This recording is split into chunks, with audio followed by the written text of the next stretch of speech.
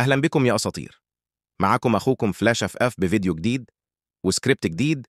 وفيديو اليوم يا أساطير معانا قوي سكريبت هيد شوت في البطن. فري فاير التحديث الجديد. السكريبت شغال 100% وعلى جميع الأجهزة، واللي عاوز إعدادات تليفونه يا أساطير ينزل يشترك في القناة ويحط لايك للفيديو ويكتب اسم تليفونه في التعليقات وهجيبها له الفيديو الجاي.